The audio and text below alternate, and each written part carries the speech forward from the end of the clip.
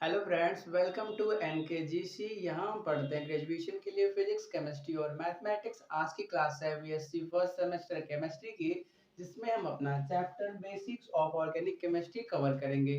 तो देखो यार, इस चैप्टर में कुछ टॉपिक्स ऐसे हैं जो हम पहले से ही पढ़ चुके हैं। जैसे इसमें हाइब्रिडाइजेशन है, वो हम simple bonding theories of molecule के अंदर पढ़ चुके हैं।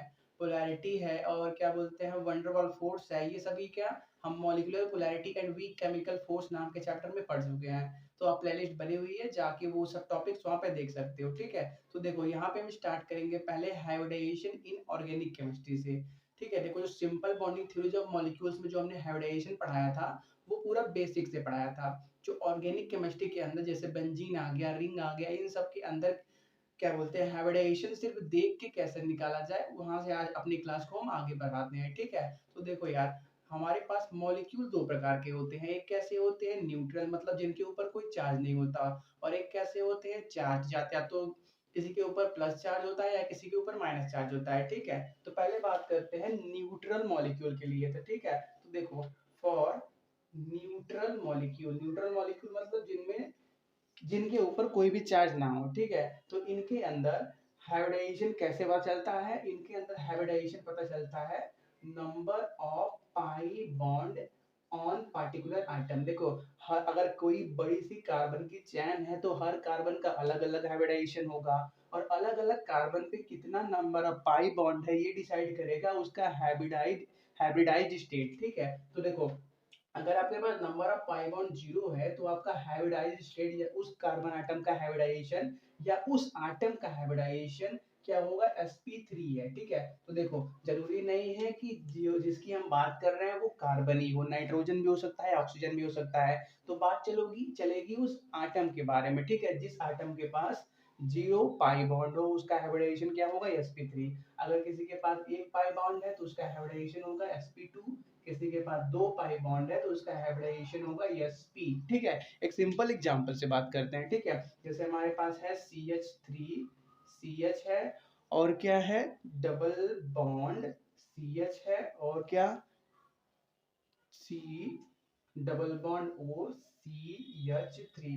3 1 4, इसका ये 2 3 4, ये भी वैलेंसी है जिसका कार्बन का 2 3 और ये 4। ठीक है, ये 2 3 4, ठीक है, सभी ठीक है। तो देखो हमको क्या करना है, अलग अलग सारे कार्बन पे हाइब्रिडाइज स्टेट बताना है। ठीक है, तो पहले इसकी बात करते हैं। तो इसके पास देखो तीन हाइड्रो इसने क्या किया है, 3 हाइड्रोजन से सिग्मा बॉन्ड और एक कार्बन दूसरे कार्बन से सिग्मा बॉन्ड बनाया है। मतलब इसके पास सारे क्या सिंगल बॉन्ड है, मतलब इसके पास पाई बॉन्ड 0 है।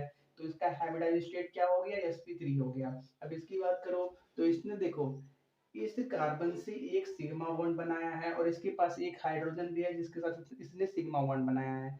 लेकिन दूसरे कार्बन के साथ इसने एक सिग्मा और एक पाई बॉन्ड बनाया है। तो एक पाई बॉन्ड होने की वजह से इसका हाइब्रिडाइजेशन हो गया sp2।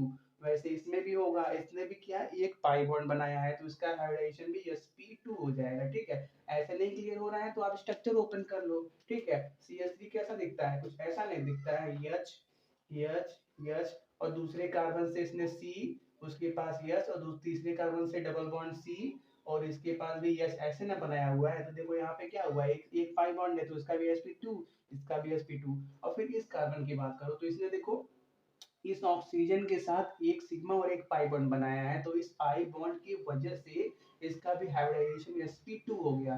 और इस कार्बन की बात करें तो इसने देखो सारे सिग्मा बॉन्ड बनाए हैं 3 हाइड्रोजन के साथ, और एक चौथा बॉन्ड अपना इस कार्बन के साथ वो भी सिग्मा है, तो इसका हाइब्रिडाइजेशन क्या हो गया, sp3 हो गया। ठीक है, बहुत सिंपल है यार। ठीक है, इनको नोट करो, एक एग्जांपल की बात करते हैं। जैसे साइड में एक और एग्जांपल देख लो, अगर हमारे पास है CH2 double bond C double bond CH2। ठीक है, तो देखो इसमें क्या करते हैं, तीनों कार्बन पे हाइब्रिड स्टेट देखते हैं। तो देखो इस कार्बन में क्या हुआ है, 2 हाइड्रोजन के साथ सिग्मा बॉन्ड, और इस कार्बन के साथ तीसरा सिग्मा, लेकिन एक और क्या पाई बॉन्ड बनाया हुआ है CH। इसका स्ट्रक्चर ओपन करोगे तो कैसा दिखेगा, H को ऊपर और एक को यहाँ पे बना दो H, और डबल बॉन्ड C है, और फिर क्या डबल बॉन्ड C H और H, ऐसा ये स्ट्रक्चर है। तो देखो इस कार्बन ने यहाँ पे एक सिग्मा, यहाँ पे एक सिग्मा, यहाँ पे एक सिग्मा, 3 सिग्मा बॉन्ड बनाया है, लेकिन चौथा क्या पाई बॉन्ड बनाया है। मतलब एक पाई बॉन्ड है तो इसके बाद हाइब्रिडाइजेशन क्या हो गया, sp2 हो गया। और इस कार्बन की बात करें तो इसने भी क्या एक पाई बॉन्ड बनाया है और बाकी सभी सिग्मा, तो इसका भी हाइब्रिडाइजेशन sp2 हो गया। अब इस कार्बन की बात करें बीच वाले, तो देखो इसने इसके साथ एक पाई बॉन्ड और इसके साथ एक पाई बॉन्ड बनाया है, मतलब इसके पास दो पाई बॉन्ड आ गया। अब दो पाई बॉन्ड आ गया तो इसका हाइब्रिड स्टेट क्या हो जाएगा, सिंपली sp हो जाएगा। ठीक है, एक और एग्जांपल की बात करते हैं। अगर इसी वाले एग्जांपल में थोड़ा सा चेंजेस करा जाए, जो लास्ट में यहाँ पे CH3 लगा हुआ है, इसमें क्या करा जाए, कार्बन के साथ इस कार्बन के साथ कार्बन जो है उसके साथ ट्रिपल बॉन्ड से नाइट्रोजन को जोड़ दिया जाए। तो देखो ये सभी का तो हाइब्रिडाइजेशन वैसा ही रहेगा, आप शुरू से निकालोगे वही आएगा, चेंज कहाँ पर होगा, इस कार्बन का हाइब्रिडाइजेशन स्टेट चेंज होगा। ठीक है, तो देखो इस कार्बन ने इसके साथ एक सिग्मा बॉन्ड बनाया है और इसके साथ भी क्या एक सिग्मा बॉन्ड बनाया है और दो पाई बॉन्ड बनाए हैं। तो दो पाई बॉन्ड होने की वजह से इस कार्बन का हाइब्रिड स्टेट क्या हो जाएगा, इस कार्बन का हाइब्रिड स्टेट sp हो जाएगा। और वैसे इस नाइट्रोजन की बात की जाए तो नाइट्रोजन ने भी कार्बन के साथ दो पाई बॉन्ड बनाया है, तो इसका भी हाइब्रिड स्टेट sp हो जाएगा। ठीक है, ये हो गए न्यूट्रल आटम या न्यूट्रल मॉलिक्यूल के बारे में। ठीक है, अब क्या करते हैं, चार्ज स्पीसीज को लाते हैं, जैसे कैटायन हो गया, एनायन हो गया, उनके ऊपर क्या देखते हैं, हाइब्रिडाइजेशन देखते हैं, तो उसका कुछ रूल होता है। ठीक है, तो पहले इनको नोट कर लो, रूल की बात करते हैं। तो देखो चार्ज स्पीसीज के लिए हमारे पास जो मेथड होता है हाइब्रिडाइजेशन निकालने का, उसको बोलते हैं इलेक्ट्रॉन पेयर मेथड। ठीक है, इसको सिंपली ईपी से डिनोट किया जाता है। ठीक है, ईपी का मतलब electron pair present in hybrid orbital. क्या, electron pair present in hybrid orbital. ठीक है, क्योंकि देखो हमको क्या करना है, हाइब्रिडाइजेशन निकालना है, और हाइब्रिडाइजेशन सिर्फ और सिर्फ हाइब्रिड ऑर्बिटल्स के लिए निकलते हैं। ये किसके बराबर होता है, lone pair plus bond pair. Lone pair कहाँ पे, lone pair present in hybrid orbital, bond pair कहाँ पे, bond pair present in hybrid orbital. ठीक है, तो देखो जो आपका हाइब्रिडाइजेशन होगा वो इसके वैल्यू पे डिपेंड करेगा, इसका वैल्यू अलग अलग के लिए आपके पास अलग अलग हाइब्रिड स्टेट आते हैं। ठीक है, तो पहले बात करते हैं कि हाँ, अगर किसी भी कंपाउंड कोई दिया रहे हैं तो उसके अंदर हम बॉन्ड पेयर कैसे निकालते हैं। ठीक है, तो सिंपल सा पहले एक एग्जांपल ले लो, अभी कोई चार्ज की बात नहीं कर रहे हैं। C double bond C, H और एच, एच और एच। अभी चार्ज की बात नहीं करते हैं, पहले पहले समझते हैं कि बॉन्ड पेयर का मतलब क्या होता है। ठीक है, तो देखो बॉन्ड पेयर का मतलब किसी भी सेंट्रल एटम से डायरेक्टली कितने एटम जुड़े हुए हैं उसका नंबर। ठीक है, तो देखो इस कंपाउंड के अंदर इसका भी हाइब्रिड स्टेट होगा और इसका भी हाइब्रिड स्टेट होगा। तो पहले क्या करते हैं, इसको आगे वाले को एज अ सेंट्रल एटम मान लेते हैं। सेंट्रल का मतलब जो बीच में होता है, जो पावरफुल होता है। तो इससे डायरेक्टली कितने एटम जुड़े हुए हैं, एक, दो, और ये तीसरा कार्बन जुड़ा हुआ है, तो मतलब इसके लिए बॉन्ड पेयर का वैल्यू कितना हो जाएगा, 3 हो जाएगा। और वैसे जब इसको आप as a central atom treat करोगे तो इससे भी डायरेक्टली एक, दो और तीन एटम जुड़े हुए हैं, मतलब इसके लिए भी बॉन्ड पेयर का वैल्यू 3 होने वाला है। ठीक है, तो देखो बॉन्ड पेयर निकल गया, फिर क्या बचता है, लोन पेयर बचता है। तो देखो लोन पेयर इसके अंदर भी देखा जाएगा, इसके अंदर भी देखा जाएगा। तो देखो अगर किसी भी आटम की बात करेंगे, ठीक है, क्योंकि देखो हम किसी भी पार्टिकुलर आटम का हाइब्रिड स्टेट पता करने वाले हैं, अगर उसके पास पाई बॉन्ड हो या वो न्यूट्रल हो या उसके पास ऑड इलेक्ट्रॉन हो, ऑड इलेक्ट्रॉन का मतलब 1 3 5 7 टाइप के इलेक्ट्रॉन, जैसे CH3 प्लस ले लो, तो इसलिए क्या है, एक ऑड इलेक्ट्रॉन स्पीसीज है। तो जब ऐसा केस आता है तो उस केस में आपका लोन पेयर का वैल्यू उस पर्टिकुलर आइटम के लिए 0 लिखा जाता है। ठीक है, फिर अगर आपके पास उस आइटम के ऊपर निगेटिव चार्ज है तो उस केस में आपके पास लोन पेयर का वैल्यू सिंपल 1 लिखा जाता है। ठीक है, तो देखो इसके अंदर बात करें तो देखो इसके ऊपर एक पाई बॉन्ड, इसके ऊपर भी एक पाई बॉन्ड, मतलब इन दोनों के लिए आपके लोन पेयर का वैल्यू 0 और लोन पेयर का वैल्यू 0 लिखा जाएगा। ठीक है, तो देखो ये बात हो गई इसके बारे में। जैसे एक और एग्जांपल देख लो, आपका क्लियर हो जाएगा। इसको रब कर देते हैं, बेंजीन का रिंग बनाते हैं। ठीक है, तो देखो बेंजीन का रिंग पहले बना दिया जाए, ये ये ये ये और यहाँ पे डबल बॉन्ड, एक यहाँ पे कर दो और एक यहाँ पे कर दो। ठीक है, तो देखो हम करना क्या चाहते हैं, हमको पता करना है कि यहाँ पे जो कार्बन प्रेजेंट है उसका हाइब्रिड स्टेट क्या है। ठीक है, तो पहले क्या देखेंगे, इसके लिए हम देखेंगे bond pair plus lone pair का वैल्यू। ठीक है, ईपी के वैल्यू से पता चलेगा आपका हाइब्रिड स्टेट। ठीक है, और ईपी का वैल्यू पहले हमको देखना है किसके लिए होगा क्या। ठीक है, तो देखो पहले बॉन्ड पेयर की बात करते हैं, तो इस कार्बन से डायरेक्टली ये वाला कार्बन और ये वाला कार्बन और यहाँ पे जो हाइड्रोजन है वो जुड़ा हुआ है, मतलब इसके लिए बॉन्ड पेयर का वैल्यू कितना हो गया, 3 हो गया।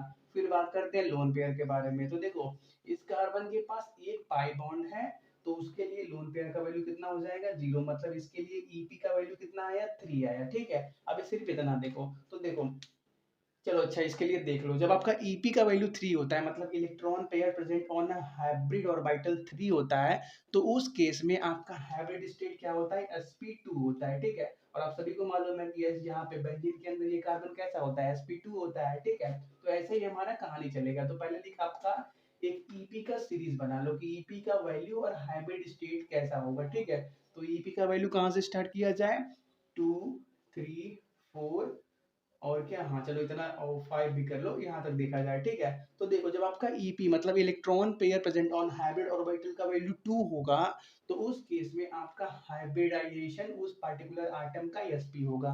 जब ईपी का वैल्यू 3 होगा तो sp2, ईपी का वैल्यू 4 तो sp3, ईपी का वैल्यू 5 तो sp3d, ऐसे ही 6, ईपी का वैल्यू 6 हो जाएगा तो sp3d2, ऐसे ही आगे ये बढ़ता जाएगा। ठीक है, तो देखो ऑर्गेनिक केमिस्ट्री की बात करें तो वहां पे बेंजीन तो मिलेगा ही मिलेगा। तो यहाँ पे कैसे पता चलेगा हाइब्रिडाइजेशन, ईपी के वैल्यू से। ठीक है, तो बेंजीन के लिए ईपी का वैल्यू 3 आया था, तो उसका हाइब्रिडाइजेशन sp2 आया। ठीक है, इतना नोट करो। अब बात करते हैं इलेक्ट्रॉन में पेयर मेथड के एग्जाम्पल के बारे में। तो पहले बात करते हैं इसके बारे में। तो इसमें सेंट्रल एटम कौन होगा, ये होगा, क्योंकि इसके पास चार्ज है। तो देखो ये क्या बन गया आपका सेंट्रल एटम। तो इसके लिए ईपी का वैल्यू देखा जाएगा lone pair plus bond pair से, या bond pair plus lone pair से। ठीक है, तो इससे पहले बॉन्ड पेयर देखा जाए तो देखो ये डायरेक्टली 2 हाइड्रोजन और ये इस कार्बन से जुड़ा हुआ है, मतलब इसके बॉन्ड पेयर का वैल्यू कितना है, 3 है। और इसके पास क्या है, एक पॉजिटिव, मतलब कि ये एक ऑड इलेक्ट्रॉन स्पीसीज है। तो मतलब इसके लोन पेयर का वैल्यू कितना हो गया, 3 हो गया। मतलब इसके ईपी का वैल्यू कितना आया, 3 आया, जिस वजह से इसका हाइब्रिडाइजेशन कितना हो गया, sp2 हो गया। अब ये सेंट्रल एटम ट्रीट नहीं करा जा सकता क्योंकि चार्ज इसके पास है। ठीक है, ये सब अब बात हमने जब वहां पे simple bonding theory of molecules में हाइब्रिडाइजेशन पढ़ाया था, तो कौन सा क्या बोलते हैं आटम किसी कंपाउंड के अंदर सेंट्रल एटम होगा नहीं होगा, क्या किस केस में होता है नहीं होता है, वो सब बताया। ठीक है, अगर आपको आता है तो अच्छी बात है, नहीं आता है तो वहां पे जाकर देख सकते हो। फिर यहाँ इसकी बात की जाए तो इसमें भी सेंट्रल आइटम ये होगा। तो इसके लिए क्या पहले बॉन्ड पेयर देखा जाए, तो bond pair plus lone pair. तो देखो इससे डायरेक्टली ये हाइड्रोजन और ये कार्बन जुड़ा हुआ है, मतलब इसके लिए बॉन्ड पेयर का वैल्यू कितना है, 2 है। और लोन पेयर इसके लिए कितना है, 0 है। देखो क्योंकि दो वजह से, क्योंकि इसके पास एक और इलेक्ट्रॉन स्पीसीज है और दूसरा पाई बॉन्ड है, उसकी वजह से भी 0 होगा। और इलेक्ट्रॉन स्पीसीज के लिए की वजह से भी 0 होगा।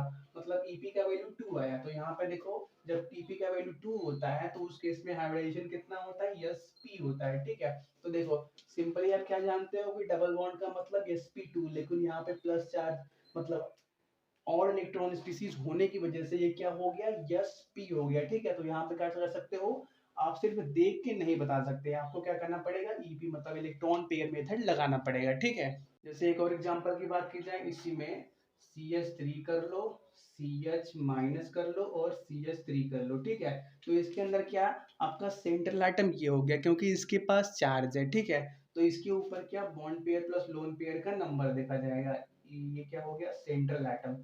ठीक है, तो बॉन्ड पेयर कितना है इसके पास, इससे एक हाइड्रोजन एक कार्बन और ये कार्बन जुड़ा हुआ है, मतलब इसके लिए बॉन्ड पेयर का वैल्यू 3 है।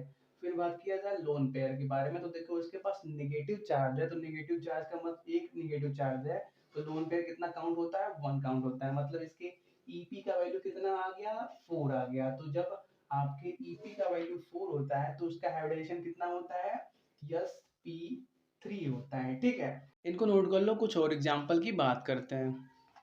पहले बात करते हैं इसके बारे में। तो इसमें सिंगल एटम कौन होगा, ये होगा। ठीक है, क्योंकि इसके पास एक क्या बोलते हैं एक्स्ट्रा इलेक्ट्रॉन बोल दो या ऑड इलेक्ट्रॉन बोल दो, वो है। ठीक है, तो इसके ऊपर देखा जाए बॉन्ड पेयर का वैल्यू, तो बॉन्ड पेयर कितना होगा, ये 1 2 और 3 कार्बन से जुड़ा है, तो बॉन्ड पेयर का वैल्यू 3। और देखो लोन पेयर कितना है, 0 है। क्यों, क्योंकि ये एक ऑड इलेक्ट्रॉन स्पीसीज है। इस कार्बन के पास कितना 4 इलेक्ट्रॉन होने चाहिए, लेकिन इसके पास एक एक्स्ट्रा इलेक्ट्रॉन बचा हुआ है। 3 इलेक्ट्रॉन तो इसने बॉन्ड बनाने में यूज कर लिया, लेकिन चौथा इलेक्ट्रॉन इसके पास फ्री बचा हुआ है। मतलब सिर्फ एक इलेक्ट्रॉन इसके पास फ्री बचा हुआ है। तो एक इलेक्ट्रॉन है, मतलब कैसा हो गया, ये ऑड इलेक्ट्रॉन स्पीसीज हो गया। तो लोन पेयर का वैल्यू 0 हो गया।